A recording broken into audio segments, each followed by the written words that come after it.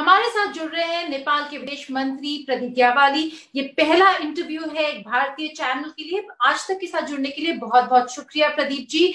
अगर हिस्ट्री की ही बात करें तो हम प्रधानमंत्री ओली के जो स्टेटमेंट है उन्हीं की बात कर लेते हैं।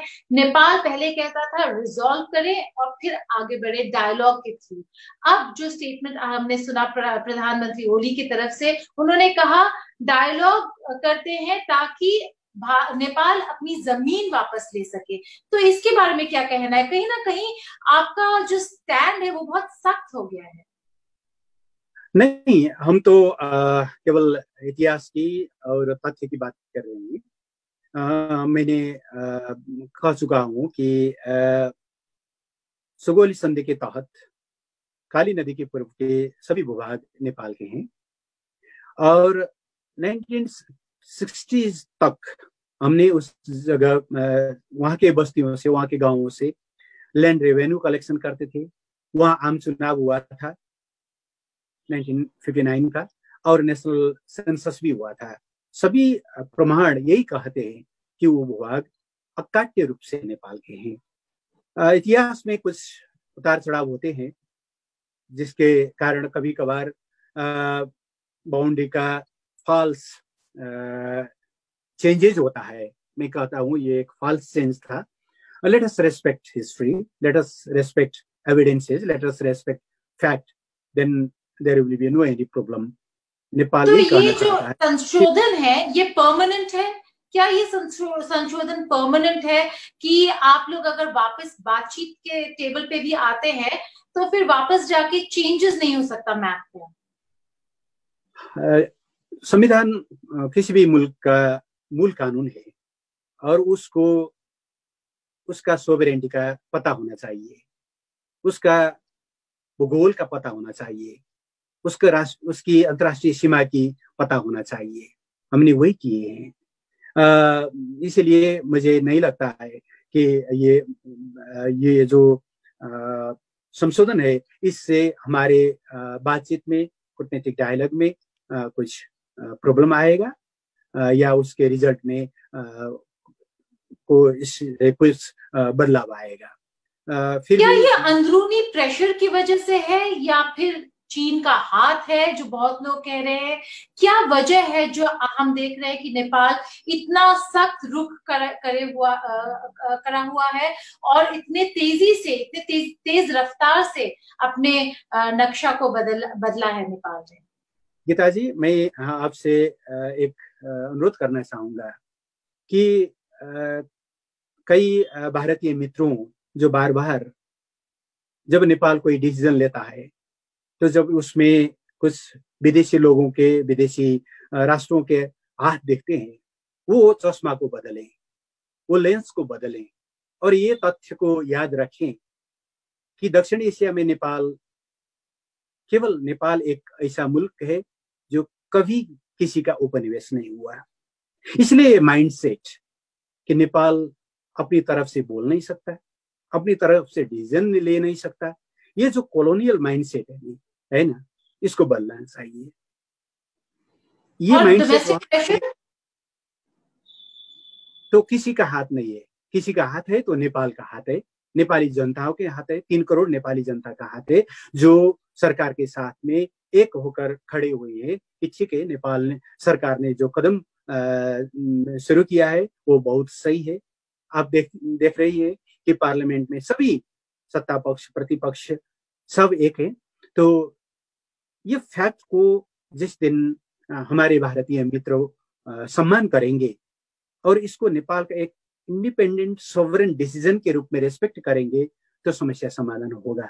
अगर आखिरी 2 सवाल, कहीं ना कहीं नेपाल को भी बुरा लगा है कुछ स्टेटमेंट्स जो भारत से आए हैं। यूपी के जो चीफ मिनिस्टर हैं योगी आदित्यनाथ, उन्होंने जब कंपेयर किया नेपाल को तिब्बत के साथ कि चीन वही हाल करेगा नेपाल का जो तिब्बत के साथ किया था, वो स्टेटमेंट कहीं ना कहीं आप लोगों को बुरा लग गया। कॉन्डेमनेशन प्राइम मिनिस्टर ओली की तरफ से भी आया, लेकिन क्या ऐसे जो स्टेटमेंट्स पॉलिटिकल लीडरशिप कर देता है वो नुकसान पहुंचा रहा है भारत नेपाल के रिश्तों पर और रिश्तों को? ये तो भारतीय मित्रों को, भारत के लीडरशिप को विश्लेषण करना होगा। हमारे कोई कमेंट नहीं है उसमें, क्योंकि ये कमेंट करने के लायक ही नहीं है, इसलिए मैं उसमें कुछ कमेंट नहीं करना चाहूंगा।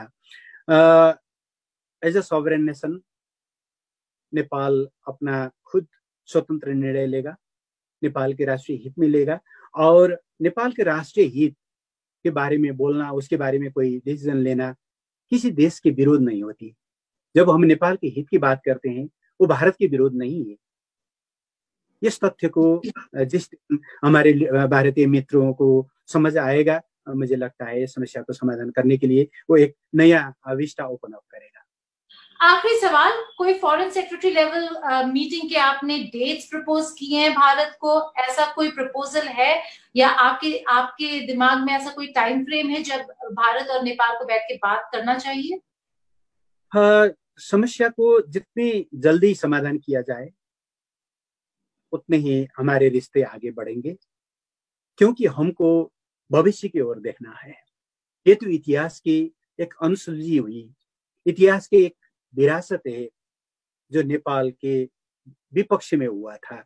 नेपाल इसमें नेपाल को अन्याय हुआ था, हम उसको अंड्यू करना चाहते हैं और एक इक्वल फुटिंग में जस्टिस के आधार पे एक समृद्ध दक्षिण एशिया, समृद्ध नेपाल भारत के नई ऊंचाई के संबंध के बारे में फोकस करना चाहेंगे हम।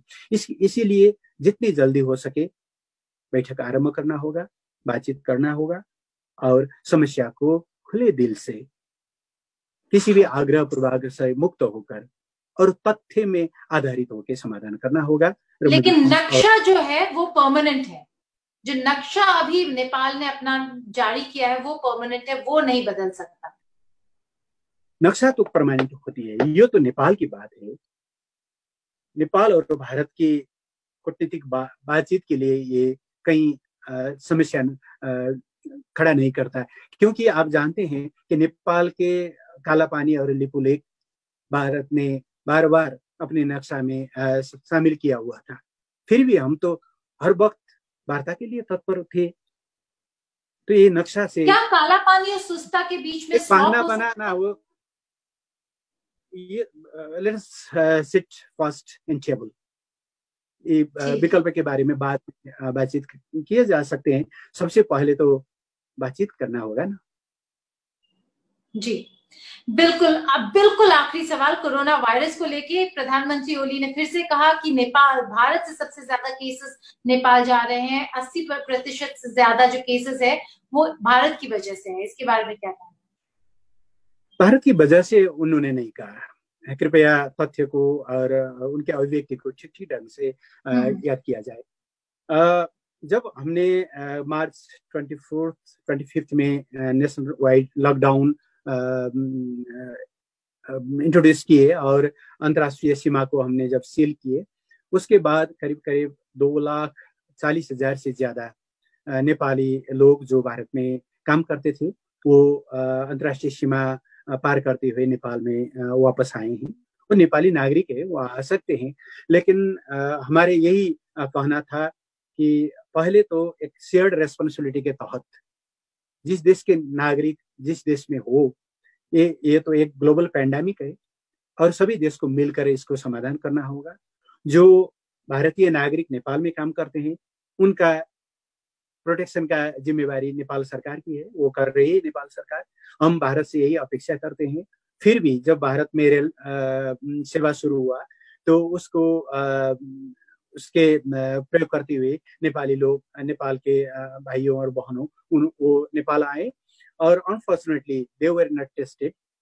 उनका कोई वहाँ पे कोविड-19 का टेस्ट नहीं हुआ था और जब वो आए तो उनमें से बहुत सारे लोगों को कोविड पॉजिटिव पाया गया। प्रधानमंत्री ने इसी फैक्ट को कहा है, इसमें किसी का दोषारोपण का कोई गुंजाइश ही नहीं है, ये तो रियलिटी है ना, वो रियलिटी को हमने कहा है। प्रदीप जी, आज तक के साथ जुड़ने के लिए बहुत बहुत शुक्रिया। हमारे साथ जुड़ रहे हैं नेपाल के विदेश मंत्री प्रदीप ग्यावाली। ये पहला इंटरव्यू है एक भारतीय चैनल के लिए। आज तक के साथ जुड़ने के लिए बहुत बहुत शुक्रिया प्रदीप जी। प्रदीप जी, अगर हिस्ट्री की ही बात करें तो हम प्रधानमंत्री ओली के जो स्टेटमेंट है उन्हीं की बात कर लेते हैं। नेपाल पहले कहता था रिजॉल्व करें और फिर आगे बढ़े डायलॉग के थ्रू।